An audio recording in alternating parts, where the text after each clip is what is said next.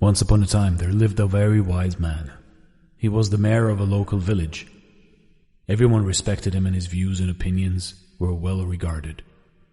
Many people came to him seeking for advice. His son, however, was very lazy and wasted his time sleeping and spending time with his friends. No amount of advice or threat made any difference to him. He would not change at all. The years passed, and with time faded the youth of the wise man. As he grew older, he began to worry about his son's future. He recognized that he had to give his son something so that he could take care of himself and his family to be in the future. So one day the wise man called his son to his room and said, "My son, you are no more a kid now. You must learn to take responsibilities and understand life. I want you to find the real purpose of your life. And once you find it, remember it always, and you will lead a life full of happiness and joy forever." He then handed his son a bag. When the son opened the bag, he was surprised to see 4 pairs of clothes, one for each season. There also were some raw foods, grains, lentils, little money, and a map. His father continued, "I want you to go find a treasure. I have drawn a map of the place where the treasure is hidden. You need to go and find it." The son loved this idea. For the first time he thought that his father had a good idea for him. So the next day he eagerly set out on a journey to find the treasure. He had to travel really far across borders, forests, plateaus and mountains. Days turned into weeks, and weeks turned into months. Along the way he met a lot of people. He was helped by some with food and by some with shelter. He also came across robbers who tried to rob him and people who tried to cheat him. He experienced the best and the worst of humanity on his way. Slowly the season changed, and so did the landscapes along with it. When the weather was unpleasant, he halted for the day and continued his journey when the weather cleared. Finally, after a long year, he reached his destination. It was a cliff. The map showed the treasure being placed below the cliff under the tree. Upon spotting the tree, he began to dig the ground. He searched and searched, around it, under it, over it, but found nothing. He spent 2 days looking and digging for the treasure.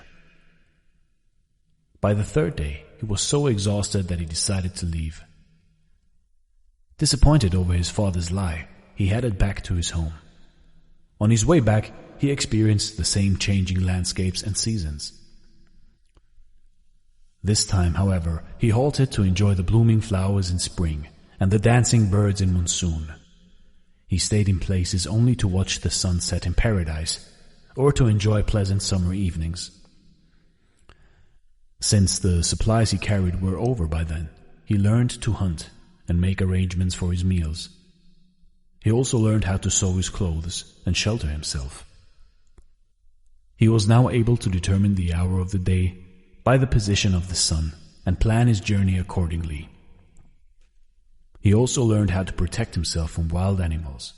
He met the same people who had helped him earlier. This time he stayed a few days with them and helped them in some or the other way to repay them.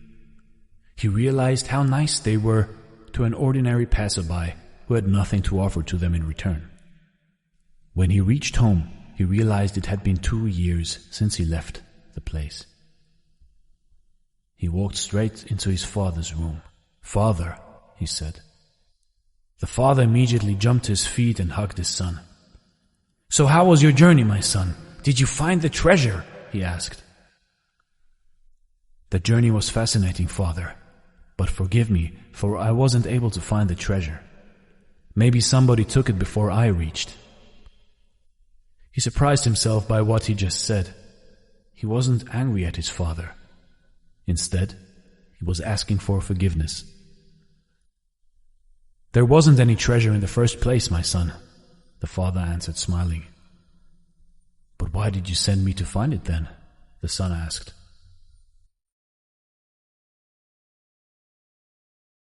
"I will surely tell you why, but first you tell me, how was your journey to the place?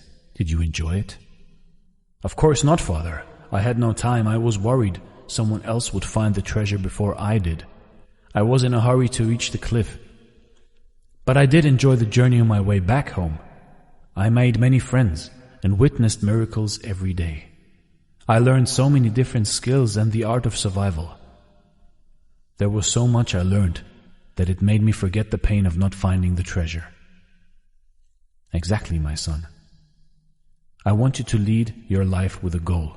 But if you remain too focused on the goal, then you will miss out the real treasures of life.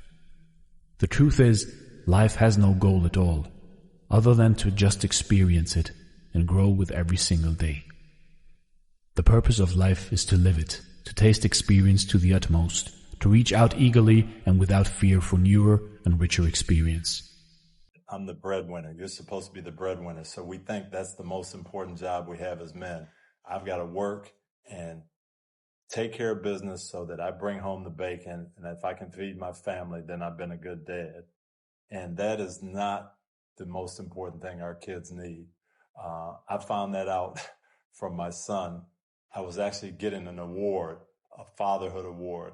And so I had to give a speech, and I wanted to tell them, what great, neat things I'd done for my kids. So I asked my son, Eric was like 12 at the time. I said, tell me the neatest thing that we've done together, thing that you were most happy that we got to do. And he had been on the sideline with me. He'd gone to Super Bowls and all these different neat things. And he said, well, you remember the time we were playing baseball with a roll of tape and a broom because all the stuff was locked away, and we just played baseball, and I beat you 22-2 in tape baseball.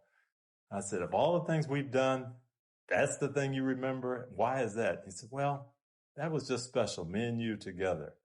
And I said, wow, that made me think that it's not the great things. It's not what I provided for. It's not being able to fly him to the Super Bowl, but it was playing a baseball game with a roll of tape because it was just him and I.